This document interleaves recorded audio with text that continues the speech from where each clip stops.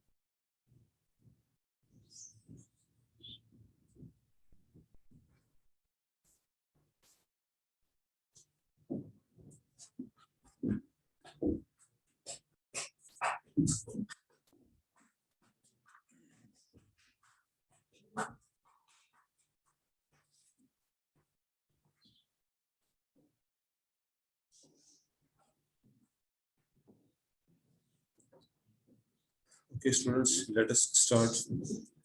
मैं अपना लेक्चर शुरू कर रहा हूँ। आज का मेरा लेक्चर शेक्सपियरियन स्टडीज से मुतल्लिक है। Okay sir. तो शेक्सपियरियन स्टडीज में आज हम सबसे पहले तो शेक्सपियर से मुतल्लिक पढ़ेंगे कि हु वाज शेक्सपियर, और इसके अलावा इसके 3 प्लेस हमारे इस सेमेस्टर में इस सिलेबस में शामिल हैं। तो शेक्सपियरियन स्टडीज का इंट्रोडक्शन मैं इस तरह से दूंगा कि शेक्सपियर इंग्लिश लिटरेचर में एक बहुत बड़ा नाम है, and the person who has not studied Shakespeare, in fact he has not studied English literature। कहा यह जाता है, रिवायत ये है कि जिस शख्स ने उर्दू अदब पढ़ा लेकिन उसने गालिब को नहीं पढ़ा, मीर को नहीं पढ़ा और इकबाल, 3 शायर गालिब, मीर तकी मीर और इकबाल, अगर इनको नहीं पढ़ा तो उसने कुछ नहीं पढ़ा। He knows nothing of Urdu literature, वो उर्दू अदब से मुतल्लिक कुछ नहीं जानता। बिल्कुल इसी तरह से इंग्लिश लिटरेचर में शेक्सपियर एक बहुत बड़ा नाम है। कहा जाता है कि जिसने शेक्सपियर को नहीं पढ़ा और जिसने जॉन मिल्टन को नहीं पढ़ा उसने कुछ नहीं पढ़ा, उसको इंग्लिश लिटरेचर का कुछ इल्म नहीं है। हम ये तो नहीं कह सकते कि William Shakespeare was the father of English literature, क्योंकि वो तो जेफरी चौसर था जिसे हम फर्स्ट सेमेस्टर में पढ़ चुके हैं, लेकिन विलियम शेक्सपियर इंग्लिश लिटरेचर को भरपूर बनाने वाला शख्स था, इसको रंगीन बनाने वाला शख्स था। तो सबसे पहले इसकी लाइफ हिस्ट्री, इसका इंट्रोडक्शन है जैसे आप स्क्रीन पर देख सकते हैं।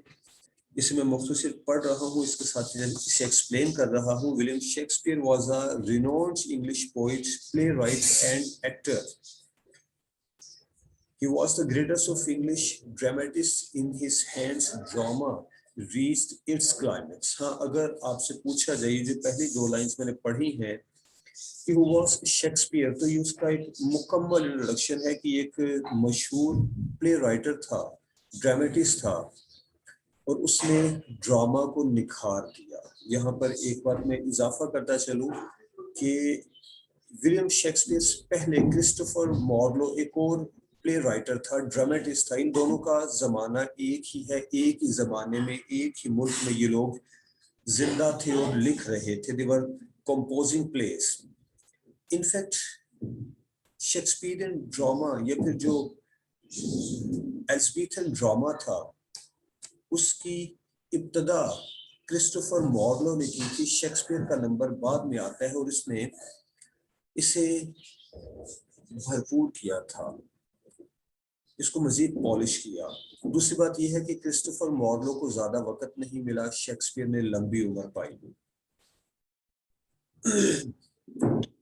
पैराग्राफ में हमें एक ऐसी बात पता चलती है जिस पर हम पढ़ने वाले हैरान हो जाते हैं। लिखा है कि no authentic biography of William Shakespeare has come down to us through genuine source. The available facts about his life are based on conjecture. Conjecture मतलब होता है guess करना। William Shakespeare was born on April 23rd, 1564 in the village of Stratford-on-Avon in the country of Warwickshire. तो इस दूसरे paragraph में बताया गया है कि विलियम शेक्सपियर की लाइफ हिस्ट्री से मुतालिक हकीकत में किसी को पता नहीं है। विलियम शेक्सपियर से मुतालिक आज तक जितना कुछ लिखा गया, उसकी लाइफ हिस्ट्री और उसकी बायोग्राफी से मुतालिक जो कुछ लिखा गया कि शेक्सपियर कहाँ पैदा हुआ, उसके माँ बाप कौन थे, उसकी स्कूलिंग क्या थी, वो सब एक गैस है, एक अंदाजा है, एक कहानी बना के हम पढ़ने वालों के सामने पेश कर दी गई है। हकीकत में शेक्सपियर कौन था किसी को नहीं मालूम। इवन यहाँ तक कि ये जिसकी डेट ऑफ बर्थ है 1564, 1564, ये भी एक गैस है, एक अंदाजा है। और ये बात वाकई हैरानगी की है कि इतना बड़ा शायर हो, इतना बड़ा राइटर हो कि जिसे इंग्लिश लिटरेचर का एक बड़ा स्तून ख्याल किया जाता है कि जिसने शेक्सपियर नहीं पढ़ा उसने लिटरेचर नहीं पढ़ा, और उसी शेक्सपियर की लाइफ हिस्ट्री किसी को मालूम नहीं है। That is strange, rather funny. Okay. Little is known about the education of Shakespeare. ये पैराग्राफ इसकी तालीम से मुतल्लिक है, इसको मैं बयान कर रहा हूँ, मुख्तसर इसको पढ़ नहीं रहा। कहा जाता है कि जहाँ कहीं ये शख्स यानी ये लड़का, ये बच्चा रहता था, वहाँ उसने किसी स्कूल में दाखिला लिया, कुछ थोड़ी सी ग्रामर सीखी, लैटिन एंड ग्रीक लैंग्वेजेस सीखी, क्योंकि उस दौर में लैटिन एंड ग्रीक लैंग्वेज बिल्कुल इसी तरह से अहम थी और सिखाई जाती थी जैसे कि आज के दौर में हम इंग्लिश लैंग्वेज सीखते हैं। फिर उसके बाद इसके घरेलू हालात में कुछ डाउनफॉल आया और इस लड़के को स्कूल छोड़ना पड़ा, जैसे नेक्स्ट पैराग्राफ में है। When Shakespeare attained the age of 14, his father lost his little property and ran into debt. The boy left school and started doing odd jobs here and there to financially support his family. Odd jobs का जिक्र है जी, तो यहाँ हमें पता चला कि एक गेस ये किया गया है कि इस शायर ने, इस शेक्सपियर ने, इस ड्रामेटिस्ट ने तो अपनी तालीम भी पूरी ना की थी, वो सिर्फ स्कूल लाइफ तक पहुंचा था। अंदाजा किया जाता है कि वो सिर्फ स्कूल लाइफ तक पहुंचा था और जब उसकी उम्र 14 साल थी तो उसके बाप को कारोबार में बड़े नुकसानात हुए और घर के अखराजात पूरे करने के लिए इस लड़के को खुद से मुलाजमत करना पड़ी। और 14 साल की उम्र का लड़का भला क्या मुलाजमत करेगा, वो इधर उधर कुछ छोटी छोटी मुलाजमतें कर लिया करता था जिससे सिर्फ घर का किचन चल सके। तो मालूम ये हुआ कि इतना बड़ा ड्रामेटिस्ट, इतना बड़ा शायर कॉलेज और यूनिवर्सिटी लेवल तक नहीं पहुंचा था, इसने तो अपनी स्कूलिंग भी पूरी नहीं की थी। नेक्स्ट क्या जी, 1582 शेक्सपियर मैरिड एन हॉथवे। ये एक खातून का नाम है। एक्सपेक्ट किया जाता है, गेस किया जाता है कि 1582 में इसने एक खातून से शादी कर ली थी और वो उम्र में इससे 8 साल बड़ी थी। शादी बड़ी उजलत में की गई थी। चंद एक बुक्स में मैंने पढ़ा है कि इसकी एक वजह ये थी कि विलियम शेक्सपियर के बाप को जो नुकसानात हुए थे अपने कारोबार में, उसका अजाला करने के लिए विलियम शेक्सपियर की शादी एन हॉथवे से कर दी गई थी, क्योंकि वो एक अमीर बाप की बेटी थी। दूसरा ये भी कहा जाता है कि शायद इनके आपस में पहले से कुछ दोस्ताना ताल्लुकात थे विलियम शेक्सपियर और एन हॉथवे के, and she was pregnant before marriage, so Shakespeare had to marry her in haste. उसको जल्दी शादी करना पड़ी। ये दो मामलात हैं जो कि इससे मुतालिक लिखे जाते हैं, लेकिन कहा गया है, तारीख में लिखा है कि इनकी ये शादी कामयाब ना रही। जैसे मैं पढ़ूं कि it is supposed that the marriage was a hasty one in 1587. Shakespeare left his wife and family and went to London. 1587 में, यानी तकरीबन 5 साल इसने शादीशुदा जिंदगी बसर की। इसके बाद ये अपनी वाइफ को और अपनी फैमिली को छोड़कर लंदन सिटी आ गया, शहर आ गया। और फिर यही से इसके अरूज का आगाज होता है। नेक्स्ट 5-7 लाइंस को मैं एक्सप्लेन कर रहा हूँ, सिर्फ पढ़ नहीं रहा। इनमें लिखा है कि जब ये शख्स 1587 में लंदन सिटी में आ जाता है तो यहाँ इब्तिदा में उसने छोटी छोटी जॉब्स की, लेकिन वो जॉब्स थिएटर से रिलेटेड थी। कभी किसी का हेल्पर बन के इसने काम किया, कभी घोड़ों के अस्तबल के बाहर एक हॉर्स कीपर के तौर पर या वॉचमैन के तौर पर काम किया। लेकिन चूंकि ये थिएटर से मुंसलिक था तो फिर इसने छोटे छोटे किरदार अदा करने शुरू किए, एक छोटे लेवल का एक्टर बन गया। और फिर ये खुद से अपने ड्रामास लिखने लगा। उसके जो इब्तदाई ड्रामास थे वो ऑलरेडी लिखे गए माजी के ड्रामास की रिवीजन थी।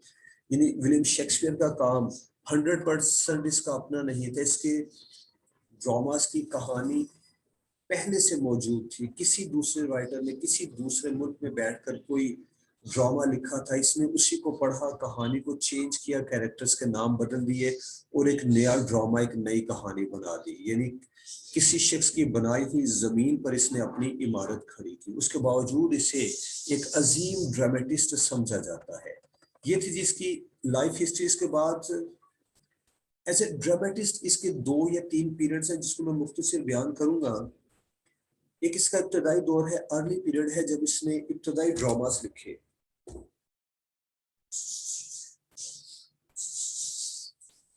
और वो जो अर्ली पीरियड के ड्रामास थे वो भी कुछ इतने बुरे नहीं थे, उनको भी तारीख में फजीराई मिली है।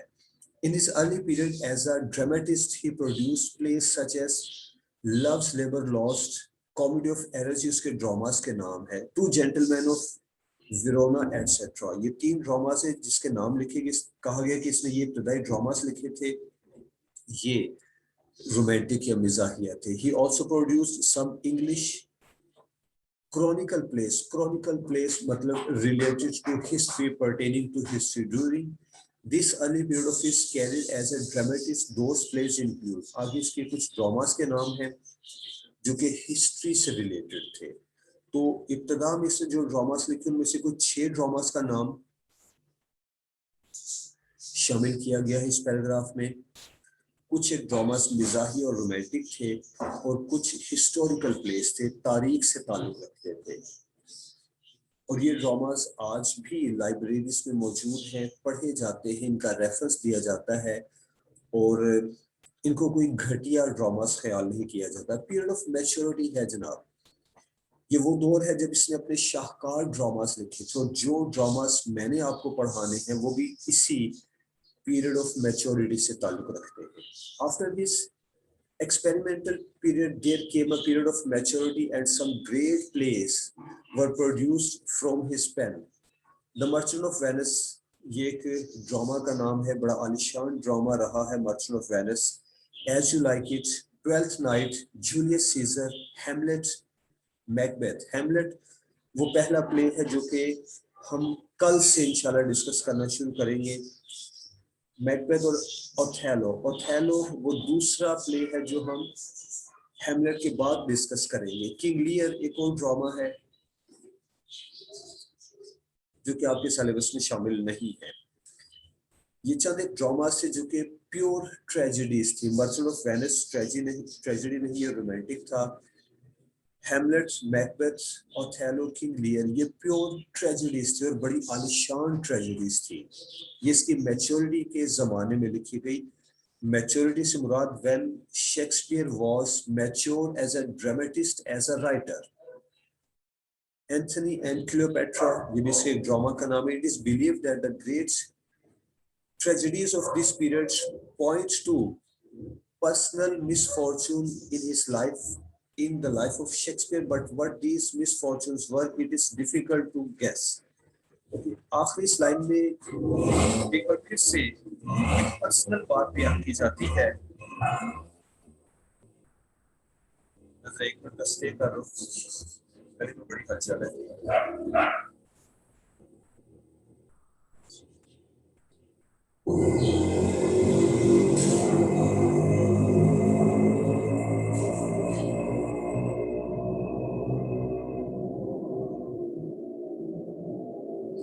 جی لیٹ اس اسٹارٹ. تو اس آخری لائن میں بتایا گیا ہے, میں نے 1 منٹ کے لیے اسٹے کیا تھا, اسٹاپ ہوا تھا میں کیونکہ پڑوسیوں کی گاڑی اسٹارٹ تھی اور آپ نے آواز سنی ہوگی, بڑی خوبصورت مدھم سی آواز, اس لیے میں خاموش ہو گیا تھا کیونکہ اس کے بعد میری آواز سے کہیں زیادہ تھی. اوکے, اس آخری لائن میں بتایا گیا ہے کہ ولیم شیکسپیئر نے جو ٹریجڈیز پروڈیوس کی ہیں, انفیکٹ ان ٹریجڈیز کے تھرو ولیم شیکسپیئر نے اپنی زندگی کی کچھ ٹریجڈیز کا ذکر کیا ہے. لیکن وہ ٹریجڈیز کیا تھی, اس کی زندگی کی محرومیاں, مایوسیاں کیا تھی, ان کا علم نہیں ہے. کیونکہ ولیم شیکسپیئر سے متعلق جتنا کچھ لکھا گیا ہے وہ تو سارا گیس ہے, اندازہ ہے. لاسٹ ایئر ایٹ اسٹریٹفورڈ, اس کی زندگی کے آخری سال, Shakespeare's success in the London theatre made him considerably wealthy, and by 1597 he was able to purchase a house in Stratford. Stratford ایک جگہ کا نام ہے.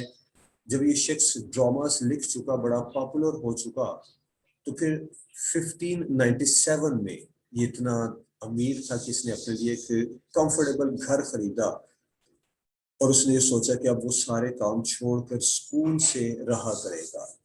Though still at the prime of his career, he decided to give up his dramatic work to live the comfortable life of a country gentleman.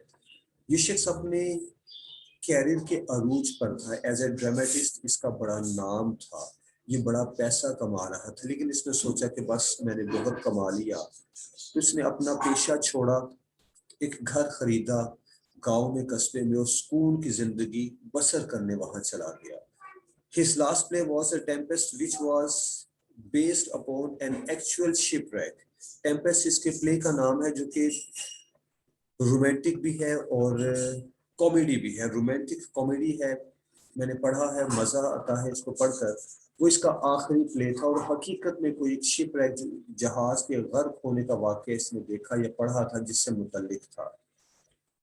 It seemed quite evident that Shakespeare, though thought little of success and had no idea that his dramas were the greatest that the world had ever produced. Okay, last 4 lines میں یہ لکھا ہے, لکھنے والے نے, historian نے ایک tribute پیش کیا ہے ولیم شیکسپیئر کے نام, خراج تحسین پیش کیا ہے, اور یہ ہے کہ ولیم شیکسپیئر کو کبھی یہ پتہ نہیں تھا کہ وہ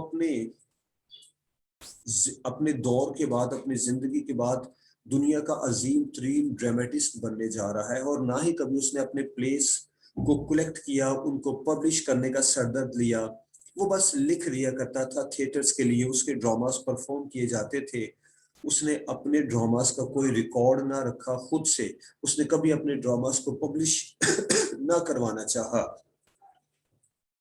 اور یہ کہ لاسٹ لائن میں پڑھتا ہوں, Shakespeare died on the anniversary of his birth day April 23 1616. اور یہ بھی ایک گیس ہے, اندازہ ہے کہ 23 اپریل کو اس کی پیدائش ہوئی تھی, اور اسی دن 23 اپریل کے دن سن 1616 میں اس کی وفات ہوئی. یعنی 23 اپریل 1564 میں پیدا ہوا تھا اور 23 اپریل 1616 میں اس کی وفات ہوئی.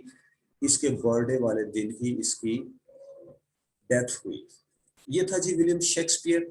اس کا جاننا آپ کے لیے ضروری ہے, کیونکہ جب آپ as a student William Shakespeare کو پڑھتے ہیں, اس کے بعد as a scholar, as a professor William Shakespeare کو ڈسکس کرتے ہیں, تو آپ کو پتا ہونا چاہیے کہ ولیم شیکسپیئر کون تھا. آپ اپنے اسٹوڈنٹس کو بتا سکیں, اپنے سننے والوں کو بتا سکیں, کنوے کر سکیں. اور یقیناً حیرت آپ کو ہوئی ہوگی کہ اس کی لائف ہسٹری میں جتنا کچھ ہے وہ سب گیس ہے, اندازہ ہے. ولیم شیکسپیئر کو پڑھ لینے کے بعد ایج آف شیکسپیئر ہے. ایج آف شیکسپیئر انفیکٹ ہم فرسٹ سیمیسٹر میں پڑھ چکے ہیں. فرسٹ سیمیسٹر میں میں نے آپ کو ہسٹری آف انگلش لٹریچر پڑھایا تھا, اور اس ہسٹری آف انگلش لٹریچر میں ہم نے ایلزبیتھن لائف پڑھا تھا, جس میں رینیسنس دور بھی تھا. ایلزبیتھن لائف, رینیسنس پیریڈ یا پھر ایج آف شیکسپیئر, سب ایک ہی بات ہے. اور یہ جو اب میں آپ کو پڑھا رہا ہوں, یہ کم و بیش وہی باتیں ہیں جو کہ ہم فرسٹ سیمیسٹر میں ایلزبیتھن ایج کے نام سے پڑھ چکے ہیں. وہ پرانی باتیں آپ کے ذہن میں تازہ ہو جائیں گی اگر میرے ڈیلیور کیے ہوئے لیکچرز آپ کے پاس موجود ہیں, کیونکہ ہمارا جو فرسٹ سیمیسٹر تھا وہ فزیکلی فیس ٹو فیس تھا, اس میں آن لائن والا کوئی معاملہ نہیں تھا. اور میں آپ کو اپنی بک میں سے کچھ ایک پیجز کی پک بنا کے آپ کو دیا کرتا تھا, واٹس ایپ گروپ میں آپ کے ساتھ شیئر کیا کرتا تھا. اگر وہ آپ نے ڈیلیٹ نہیں کر دی تو وہاں سے کچھ مواد آپ کو مل جائے گا. اگر وہ ڈیلیٹ کر دیں تو کوئی بات نہیں, میں نے ان کو دوبارہ سے ارینج کیا ہے. اور جو آپ اپنی اسکرین پہ دیکھ رہے ہیں, اب یہ انشاءاللہ آپ کو گروپ میں شیئر کر دیجیے گا, اس کو محفوظ کر لیجیے گا. یہ ایج آف ولیم شیکسپیئر ہے. اب اگلی بات یہ ہے کہ ہم ایج آف ولیم شیکسپیئر کیوں پڑھیں. جیسے کہ میں ہمیشہ سے کہتا رہا ہوں کہ ہر ایک پوئٹ, ہر ایک رائٹر اپنے دور کا عکس ہوتا ہے, آئینہ ہوتا ہے. ہر پوئٹ, ہر رائٹر, ہر ڈرامٹسٹ اپنے ارد گرد سے متاثر ہو کر لکھتا ہے, جو وہ دیکھتا ہے وہ لکھتا ہے. اسی طرح سے ولیم شیکسپیئر نے بھی اپنے زمانے کا ایک عکس دیا ہے ہمیں. اب جب کہ ہم ایج آف شیکسپیئر پڑھیں گے تو ہمیں پتا چلے گا کہ شیکسپیئر جس زمانے میں زندہ تھا وہ لٹریچر کے حوالے سے کیسا دور تھا, اس میں سیاست کیا تھی, اس میں پولیٹکس کا کیا کردار تھا, لوگ معاشی طور پر کیسے تھے, اخلاقی طور پر کیسے تھے. کیونکہ ایک ملک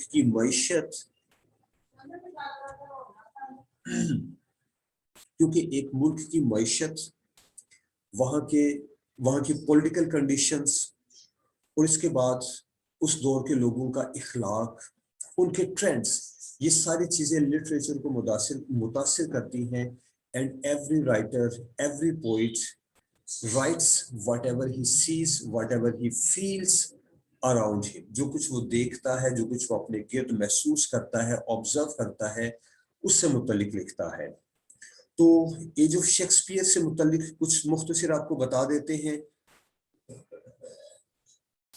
The age of Shakespeare is known as golden age in history of English literature. جی سب سے پہلی بات کہ اس کو history of English literature میں golden age کہا جاتا ہے. ولیم شیکسپیئر کا زمانہ انگلستان کی تاریخ میں لٹریچر کے لیے بڑا اہم تھا, کیونکہ اس میں کچھ بہت بڑے بڑے رائٹرز تھے اپنے زمانے کے جو بیک وقت زندہ تھے اور لٹریچر پروڈیوس کر رہے تھے, جن میں ایک تو یہی. السلام علیکم سر. جی وعلیکم السلام.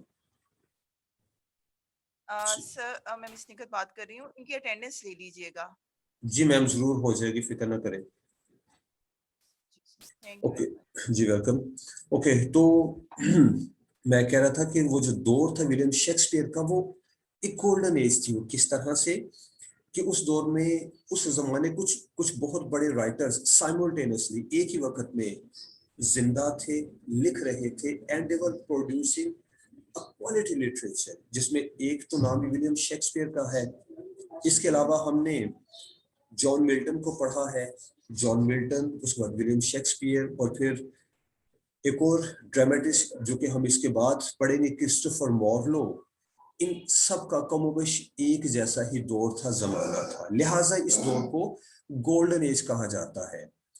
और हिस्टोरियंस मानते हैं इस बात को कि the kind of literature which was produced in the age of Shakespeare could never be produced in the coming centuries, कि जो लिटरेचर शेक्सपियरियन एज में या रेनेसांस में प्रोड्यूस कर दिया गया, उस तरह का लिटरेचर दोबारा इंग्लिश हिस्ट्री में प्रोड्यूस ना हो सका। इसका ये मतलब हरगिज नहीं है कि इसके बाद अच्छे राइटर्स ना आए थे, इसके बाद भी अच्छे राइटर्स एंड पोइट्स आते रहे हैं, मगर जो स्टेटस, जिस तरह का लिटरेचर इन लोगों का था, वैसा बाकी लोग प्रोड्यूस ना कर सके। बाकी लोगों ने अपने जमाने के मुताबिक बड़ी आला चीजें प्रोड्यूस की थी, नो डाउट।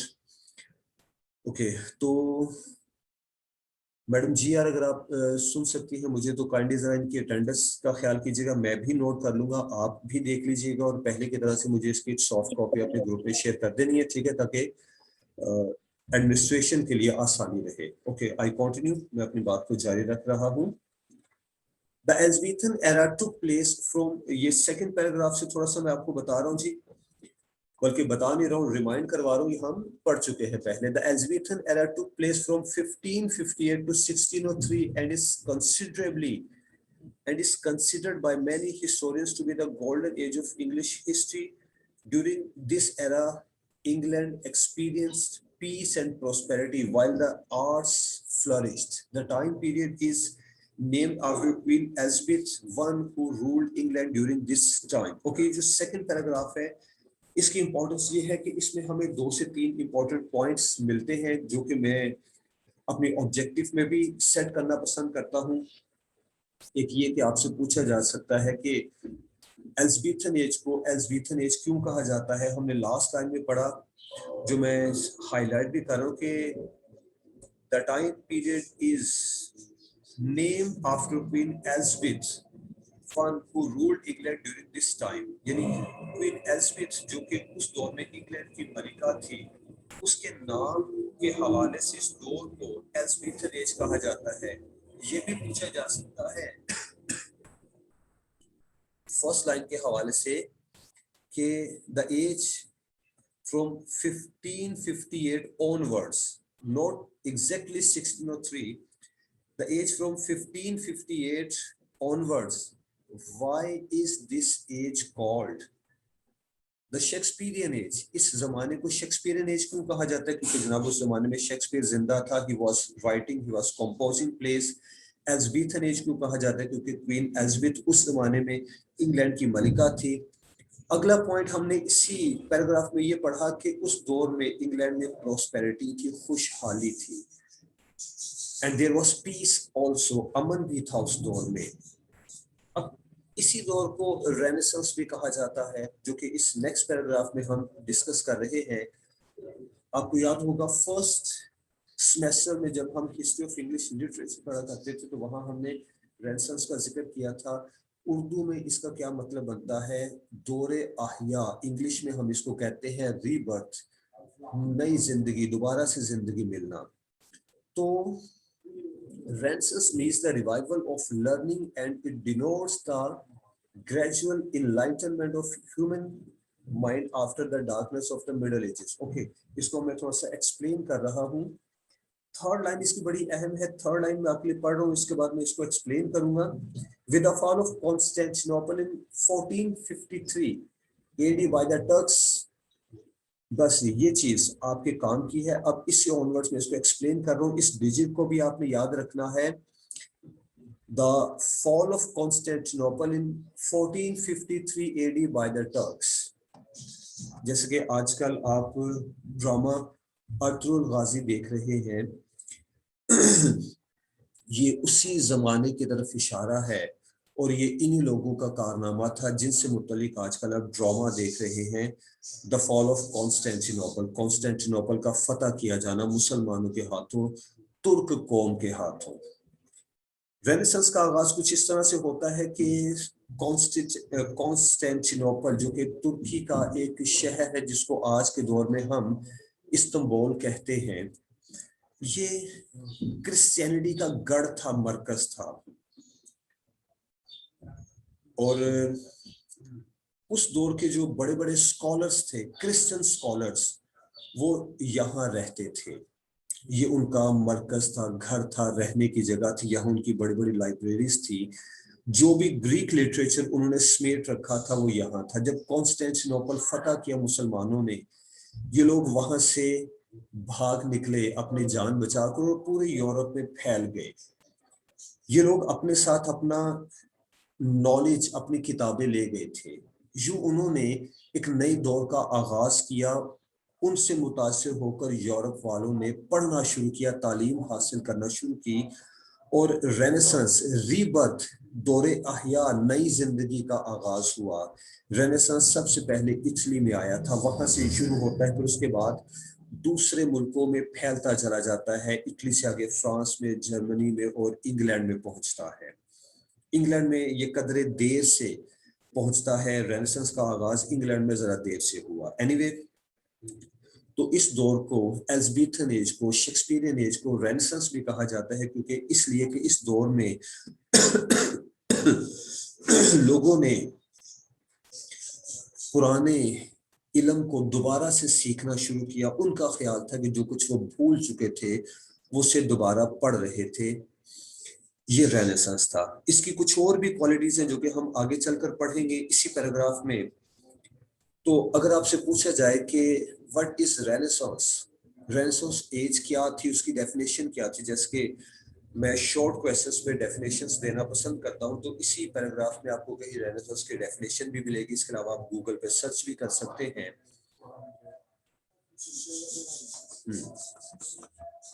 अच्छा जी, spread all over Europe and brought with them invaluable Greek manuscripts, जिस इसका मैं जिक्र कर चुका हूँ कि वो अपने साथ इनवैल्यूएबल ग्रीक मैन्युस्क्रिप्ट्स लाए थे। जनाब, इनवैल्यूएबल क्या होता है?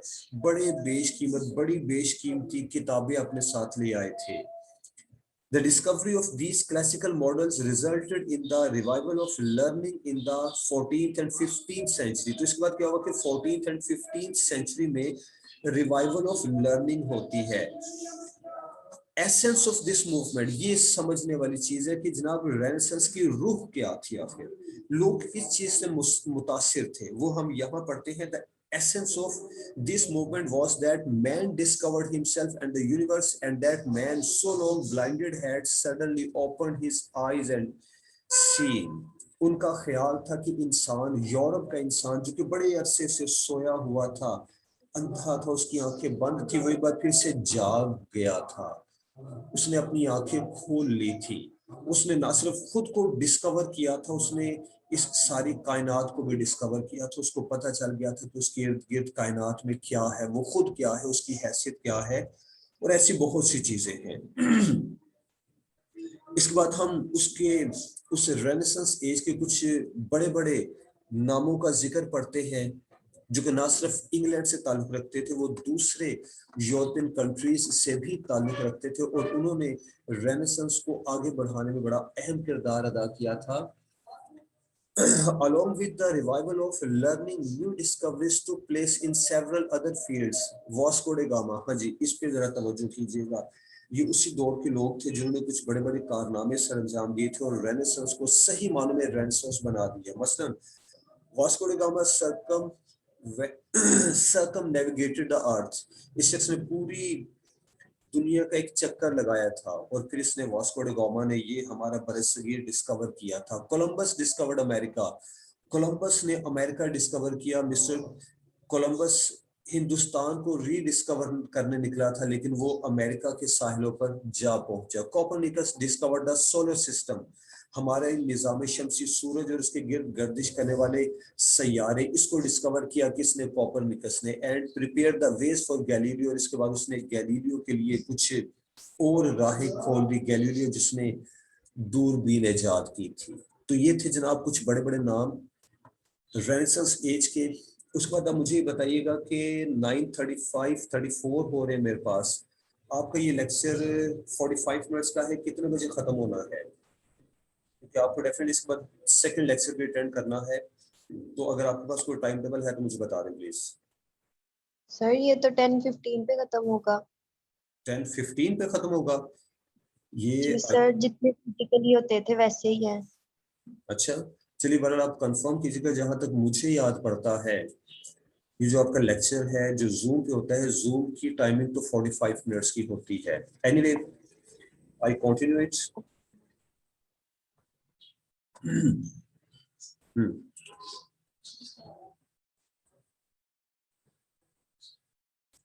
The chief characteristics of Elizabethan age. Okay, Elizabethan age کو ہم نے پڑھا, اس کے کچھ بڑے بڑے نام ہم نے پڑھے.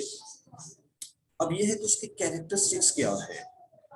اب ہم ان کیریکٹرسٹکس کا ذکر کریں گے. کیریکٹرسٹکس مطلب ہوتی ہے خوبیاں. اس دور کی بڑی بڑی خوبیاں کیا تھی. The chief characteristics of the Elizabethan age, the Renaissance period, the age of Shakespeare. اس کو میں نے بریکٹ میں لکھا ہے جناب, آپ کی یاد دہانی کے لیے, اسٹوڈنٹس کے لیے, کہ اسٹوڈنٹس کو کوئی غلط فہمی نہ ہو جائے, کوئی کنفیوژن نہ ہو جائے. یاد رہے کہ ہم ایج آف شیکسپیئر پڑھ رہے ہیں, لیکن اسی ایج آف شیکسپیئر کا ایک نام رینیسانس پیریڈ بھی ہے, اسی کا نام ایلزبیتھن ایج بھی ہے. اگر کہیں ایلزبیتھن ایج لکھا ہو, رینیسانس لکھا ہو, شیکسپیرین ایج لکھا ہو, بات ایک ہی ہے. اس دور کی کیریکٹرسٹکس, اس دور کی خوبیاں کیا تھی. was its emphasis of humanism.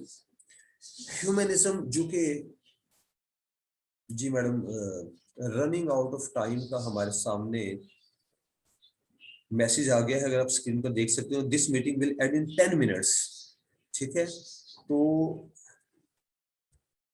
آپ کو یاد دلا دیا جائے کہ یہ جو زوم کے لیکچرز ہوتے ہیں ان کا 45 منٹس سیٹ ٹائم ہے, تو ود ان 10 منٹس ہمارا یہ لیکچر ختم ہو جائے گا. ٹاپک البتہ بھی ختم نہیں ہو رہا, ابھی میں دیکھتا ہوں اس میں کتنا کچھ باقی ہے.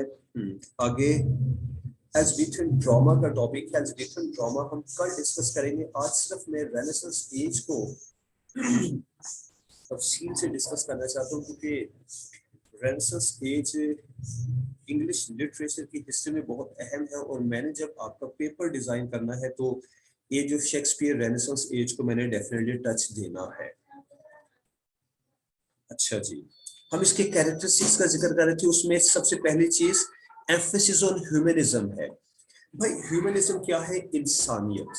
لیکن یہ وہ والی انسانیت نہیں ہے جس کو ہم مسلمان مانتے ہیں. ان کی انسانیت بڑی گندی انسانیت تھی.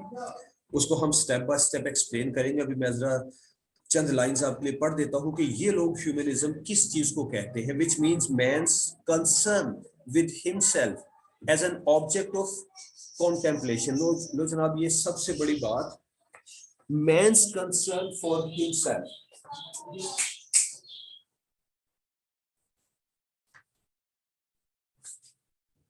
اس دور کے انسان کا خیال تھا کہ ایک انسان کو اپنے لیے کام کرنا ہے, اس کی ساری کنسرن, اس کا سارا فوکس اس کی اپنی ذات ہے. how to get wealth, how to get rich, how to make progress in life. اس کو امیر ہونا ہے, اس کو ترقی کرنی ہے, دنیا میں نام کمانا ہے. یہ سب کچھ ان کے نزدیک ہیومنزم تھا, جو کہ اسلام کے ہیومنزم کے منافی جاتا ہے. اسلام ہر کسی چیز کو ہیومنزم نہیں کہتا. اسلام تو سیلف سیکریفائس کا درس دیتا ہے کہ اپنی خواہشات کی قربانی دے کر دوسروں کی بھلائی کرو. اچھا جی, which means man's concern with himself as an object of contemplation. This movement was started by Dante, Petrarch and Boccaccio in Italy. یہ کچھ بڑے رائٹرز تھے اپنے زمانے کے, ان کا تعلق اٹلی سے تھا. ان کی رائٹنگز نے, انہوں نے جو کچھ لکھا, ان کا جو فلسفہ تھا, جو ان کی تھنکنگ تھی, جو انہوں نے رائٹنگ میں بیان کی, اس کے ذریعے سے انہوں نے ہیومنزم کا درس دیا. In the 14th century and from there it spread to other countries of Europe. تو یہ جو ہیومنزم تھا وہ یورپ کے دوسرے ملکوں میں بھی پھیل گیا. In England it became popular during the Elizabethan period. This movement focused its interest on the proper study of mankind. تو جناب اس کا فوکس کیا تھا؟ انسان کو اسٹڈی کرنا. What is man? انسان کیا ہے. During the medieval period, the tradition-bound Europe had forgotten the liberal tone of the Greek world and its spirit of democracy and human dignity. Okay, अब ये दूसरी चीज आती है जो कि कैरेक्टरिस्टिक्स में शामिल है. रेनेसांस के कैरेक्टरिस्टिक्स में जो ओल्ड ग्रीक्स थे, आपने यकीनन पिछले किसी सेमेस्टर में ग्रीक लिटरेचर पढ़ा हुआ है, और उस ग्रीक लिटरेचर में बड़ी तफसील से बताया गया, क्योंकि मैं जब ग्रीक लिटरेचर पढ़ाता हूँ तो वहां मैं पहले ग्रीक नेशन की हिस्ट्री बताता हूँ. ग्रीक नेशन वो लोग जो कि यूनान की सरजमीन पर आबाद हुए थे, वो आज के जमाने के हिसाब से 5500 साल पहले यूनान की सरजमीन पर आबाद हो गए थे, बस गए थे. उन्होंने अपनी ट्रेडिशंस, रस्मो रिवाज, रिवायात शुरू कर दी थी, और मुख्तलिफ अदवार से गुजरते हुए उन्होंने एक चीज बनाई थी, एक फलसफा बनाया था जिसको जमहूरियत, डेमोक्रेसी का नाम देते हैं. ये जमहूरियत अहले यूनान की पैदावार थी.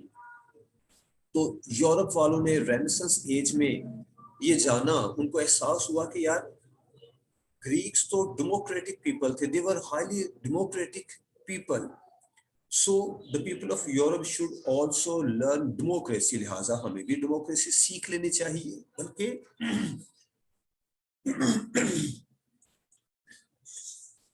बल्कि दोबारा से सीख लेनी चाहिए. तो रेनेसांस दौर की दूसरी जो कैरेक्टरिस्टिक है वो थी attention to democracy, जमहूरियत की तरफ तवज्जो. With the revival of interest in Greek classical antiquity, the new spirit of humanism made its impact on the Western world. और इस चीज का असर हुआ वेस्टर्न वर्ल्ड पर. The first Englishman who wrote under the influence of Greek studies was Sir Thomas More. His Utopia, written in Latin, was suggested by Plato's Republic. Sir Philip Sidney, in his defense of poesy, accepted and advocated the critical role of ancient Greeks. Okay, ये दो writers के नाम हैं, एक sir Philip Sidney और दूसरा sir Thomas मूर, जिन्होंने Greeks से मुतासिर होकर उसी ग्रीक ट्रेडिशन की तबलीग की, उसी ग्रीक जमहूरियत की, यूनानी तर्ज जमहूरियत की तबलीग की. ओके, अब आखिरी चीज जो कि हमें अगले लेक्चर की तरफ लेकर जाती है वो है जी ड्रामा. ये जो लास्ट पैराग्राफ है इसमें हम एल्ज़ाबेथन एज या रेनेसांस की एक और क्वालिटी पढ़ते हैं, कैरेक्टरिस्टिक पढ़ते हैं. उसका ताल्लुक प्योरली लिटरेचर से है. वो ह्यूमनिज्म नहीं, वो जमहूरियत नहीं, वो पॉलिटिक्स नहीं, वो साइंस नहीं, एक्सप्लोरेशन नहीं, वो है लिटरेचर. और वो ये है कि ड्रामा को जितना अरूज एल्ज़ाबेथन एज में मिला या एज ऑफ शेक्सपियर में मिला, वैसा अरूज उसको दोबारा कभी न मिल सका इंग्लैंड में. During the Elizabethan age, the most memorable achievement in literature was the field of drama. In the field of drama, one of the result of humanist teachings in schools and universities had been a great development of the study of Latin drama. The growth of the practice of acting Latin plays and the contemporary work both in Latin and in English. Okay. इस आखिरी paragraph में हमें बताया ये गया है कि उस जमाने में ड्रामा को बड़ा अरूज मिला. उसकी वजह ये थी कि ओल्ड प्लेस, ग्रीक प्लेस, यूनानी दौर के ड्रामास, जिसमें से कुछ आपने भी पढ़े हैं ग्रीक लिटरेचर में, आपको याद होगा, वो ड्रामास परफॉर्म किए जाते थे, पढ़े और पढ़ाए जाते थे स्कूल, कॉलेज, यूनिवर्सिटी लेवल पे. स्टूडेंट्स उनको प्रोड्यूस करते थे, स्टेज पे वो ड्रामास रिप्रोड्यूस किए जाते थे, परफॉर्म किए जाते थे. इसके अलावा उस दौर के ड्रामेटिस्ट जो ड्रामास लिख रहे थे, विलियम शेक्सपियर या इससे छोटे दर्जे के, निचले दर्जे के ड्रामेटिस्ट जिस तरह के ड्रामास लिख रहे थे, वो मुल्क इंग्लैंड में थिएटर पर परफॉर्म किए जाते थे, वो स्कूल, कॉलेजेस, यूनिवर्सिटीज लेवल पर परफॉर्म किए जाते थे. इस तरह से ड्रामा को पजीराई मिली. दूसरी बड़ी बात ये थी कि उस दौर में थिएटर वाहिद जरिया था एंटरटेनमेंट का, तफरीह का. लोग जब घर से निकलते थे शाम को तफरीह के लिए, तो उनकी वाहिद डेस्टिनेशन, वाहिद मंजिल थिएटर हुआ करता था जहां ड्रामा परफॉर्म होता था। इस तरह से ड्रामा अपने अरूज पर था और फिर खुशकिस्मती से क्रिस्टोफर मार्लो और विलियम शेक्सपियर जैसे दो अजीम ड्रामेटिस्ट भी मिल गए इंग्लैंड को। ये रब की तरफ से एक कर्म था। और इसके बाद विलियम शेक्सपियर के दौर के बाद जब प्यूरिटन एज आ जाती है, तो प्यूरिटन्स आपने पढ़ रखा है, मैंने आपको फर्स्ट सेमेस्टर में पढ़ाया था। Puritans were highly religious and fundamentalist, वो बड़े बुनियाद परस्त और मजहबी किस्म के लोग थे। उन्होंने बहुत सी चीजों पर पाबंदी आयद करती थी जिसमें ड्रामा थिएटर भी शामिल था। तो ये है जनाब हमारा आज का लेक्चर। यहाँ पे मैं अपना लेक्चर स्टॉप कर रहा हूँ। हमारा कल का काम एलिज़ाबेथन ड्रामा होगा। कल हम इंशाल्लाह एलिज़ाबेथन ड्रामा के कुछ कैरेक्टरिस्टिक्स पढ़ेंगे और इसके साथ हम विलियम शेक्सपियर का पहला प्ले हैमलेट उसको डिस्कस करना शुरू करेंगे। उसकी कहानी, उसके कैरेक्टर्स, उसके उतार चढ़ाव, वो सब कुछ हम डिस्कस करेंगे। तो इस वक्त आखिरी चंद एक मिनट्स में अगर आपने कोई सवाल पूछना हो तो मुझसे पूछ सकते हैं। I am listening because we have got less than 1 minute, हमारे पास 1 मिनट से कम है, उसके बाद ये सेशन ऑफ हो जाएगा। मेरे पास सिर्फ 3 स्टूडेंट्स हैं जी इस क्लास में। काइंडली बाकी को भी इन्फॉर्म करें कि लेक्चर का टाइम है और इस वक्त नींद ना पूरी किया करें, पढ़ लिया करें। जी मैडम जी, now if you can listen to me तो काइंडली जल्दी से अपनी अटेंडेंस हमें शेयर कर दीजिएगा ग्रुप में।